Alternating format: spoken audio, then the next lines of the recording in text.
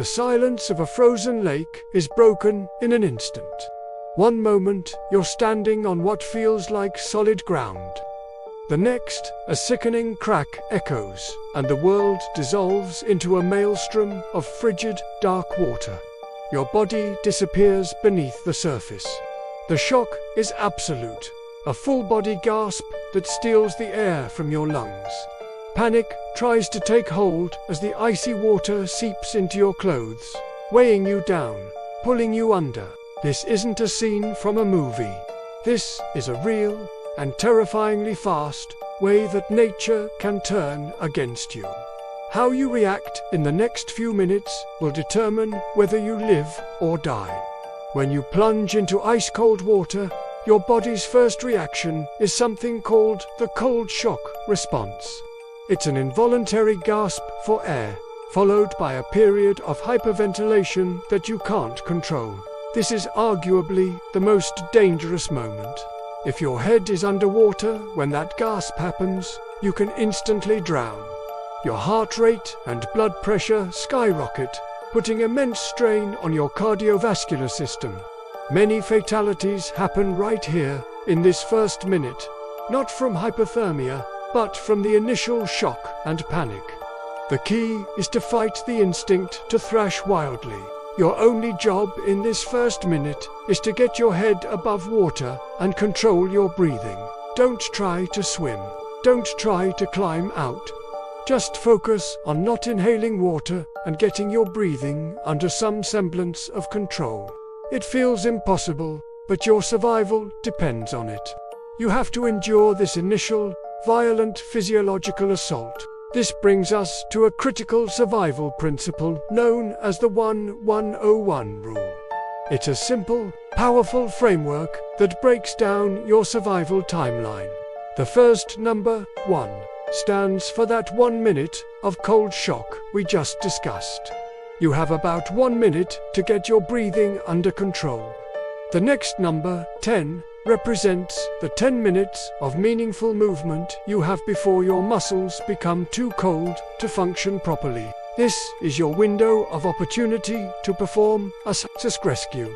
The cold water is rapidly incapacitating your arms and legs.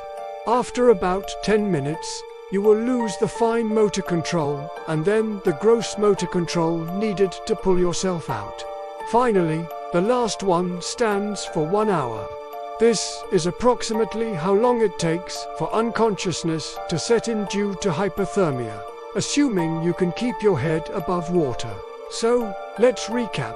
1 minute to control your breathing, 10 minutes to get yourself out of the water, and 1 hour before you become unconscious.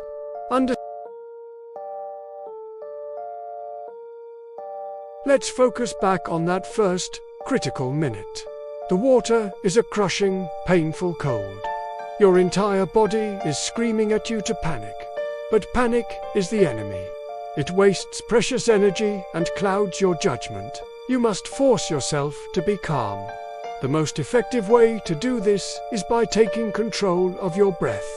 After that initial involuntary gasp, fight the hyperventilation. Focus on exhaling. Push the air out of your lungs, slowly and deliberately. This action helps override the panic response in your brain and slows your heart rate. Keep your head above water and tell yourself, "I'm okay, just breathe." It sounds simple, almost too simple for such a terrifying situation, but it's a powerful psychological tool. Don't worry about getting out yet, just float. Use the air trapped in your winter clothing for buoyancy. Spread your arms out on the unbroken ice to support yourself. This 1 minute of focused breathing is not wasted time. It's an investment in the clarity and strength you'll need for the next crucial 10 minutes. Now that your breathing is under control, your 10-minute window for self-rescue has begun. Don't try to pull yourself straight up. The ice is likely weak and will just break again. Instead, you need to get horizontal. Face the direction you came from. That ice was strong enough to support you once. Place your hands and forearms flat on the ice surface. Now, Start kicking your legs like you're swimming. The goal is to get your body as horizontal as possible in the water. Kick hard.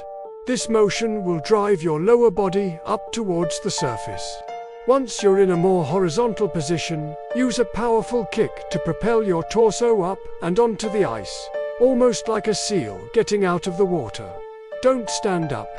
Once you're on the ice, stay flat and roll away from the hole. Rolling distributes your weight over a larger area, making it less likely you'll break through again. Keep rolling until you are on thick, stable ice or have reached the shore. Getting out of the water is a massive victory, but the danger is far from over. You are now soaking wet in freezing temperatures, a perfect recipe for severe hypothermia. Your body is losing heat at an alarming rate. You must get out of your wet clothes as quickly as possible. This seems counterintuitive. Won't you be colder without them? Yes, for a moment, but wet clothes will continue to suck the heat from your body relentlessly. Find shelter from the wind, even if it's just behind a tree or a large rock. Strip off all the wet layers. If you have any dry clothes, a dry bag with a spare set, or even just a dry towel, put them on. If not, wring out your wet clothes as much as humanly possible before putting them back on. Your priority is to stop the evaporative cooling. Start moving. Do jumping jacks, run in place, anything to generate body heat. Your survival depends on rewarming yourself immediately. This knowledge isn't meant to scare you away from enjoying the beauty of winter. It's meant to empower you. Understanding the 1-101 rule and the techniques for self-rescue transforms fear into preparedness. It turns a potential victim into a potential survivor. The difference between a tragic headline and a story of survival often comes down to knowing what to do in those first few critical minutes. Being prepared means respecting the power of nature while refusing to be paralyzed by fear of it. It means carrying simple tools like ice picks, telling someone where you're going, and never going out on the ice alone. Preparation is the key that unlocks safe adventure. So think about it for a moment. If you fell through the ice right now, would you truly know what to do?